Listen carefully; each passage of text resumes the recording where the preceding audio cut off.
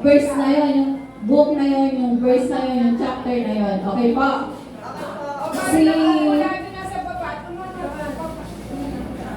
Sana po kayo, bakit ayaw nyo sumali? Parang takot na kayo magbukat ng Biblia.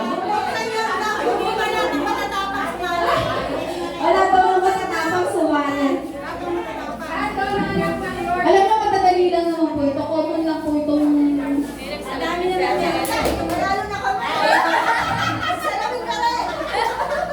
Okay na po, okay na.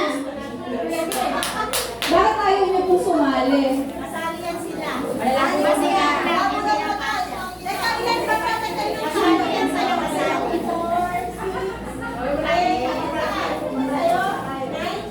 Sige po, kakayanin yan, kakayanin.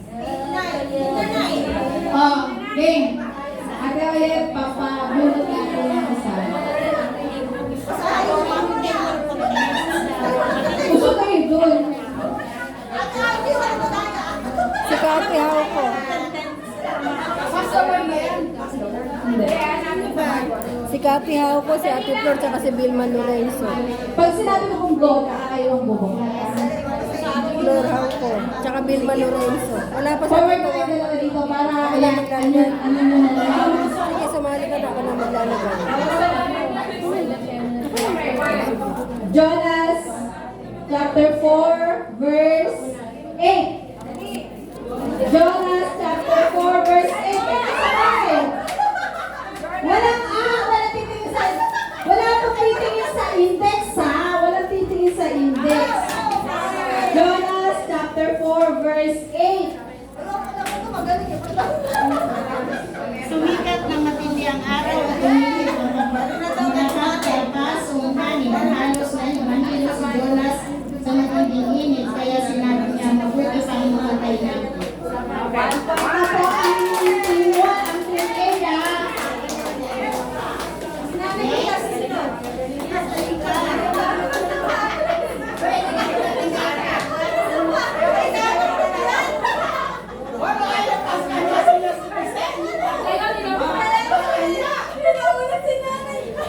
Okay na po Micah chapter 7 verse 15. Go!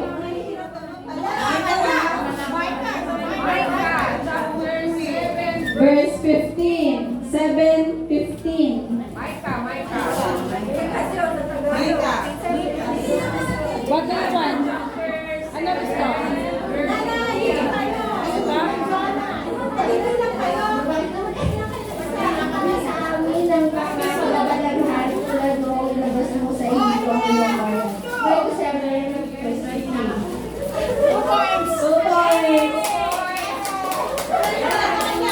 Ano ba yung nanay?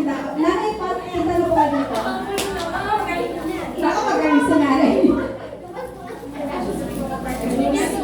Nako, napakagaling nito. Alam nyo to.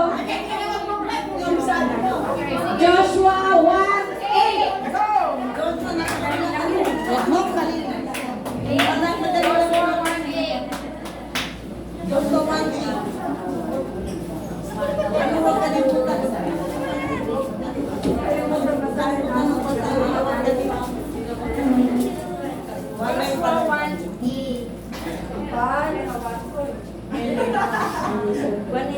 Huwag mo kaliligtaan ba tayo ng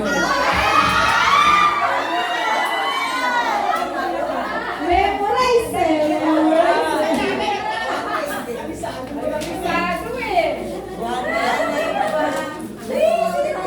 O sige, kayo nga bubulot ang kukuha nyo.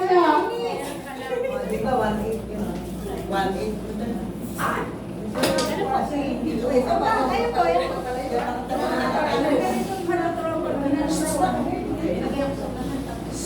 Lamentation chapter 2 verse 4.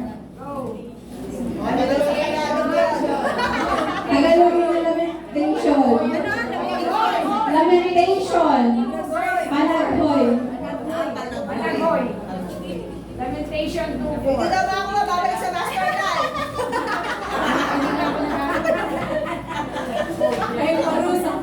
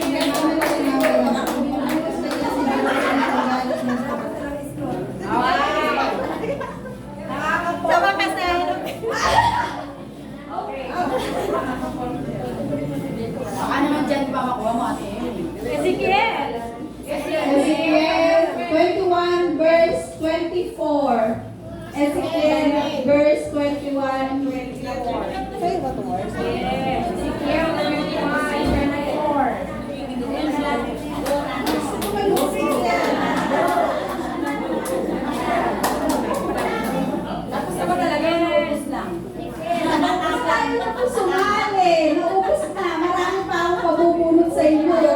Ano? Ezekiel. Chapter 21, verse 24. 21, verse 24. Cristina de los Reyes. Kaya, 21-24. Kaya ako, Ang Panginoon Diyos ay nagsabi sa kanila, ang inyong kasalanan ay mahayag at pinakita ninyo kung gaano ang inyong pagre-rebelde at ang pagkakasala. Dahil sa ginawa ninyo ito, papabihan niyo kayo. Papabihan ko kayo ba niya?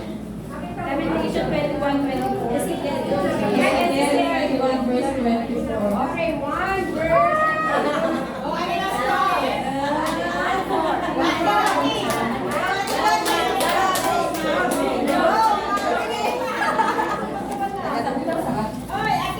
Ecclesiastes 3 verse 11. Ecclesiastes 3 verse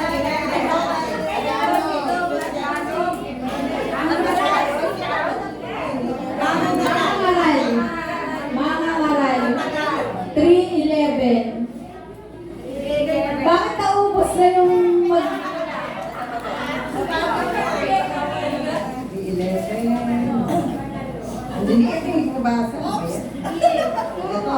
Kaya mo yan. O, ilang babasahin na nila 3:11. Okay, yan. Okay. Iniangkong niya ang lahat ng bagay sa kapanahunan. Ang tayo binigyan niya ng pagnanasa, alamin ang bukas. Binigyan niya ng pagkaunawa sa ginawa ng Diyos. Mula sa kasiguraan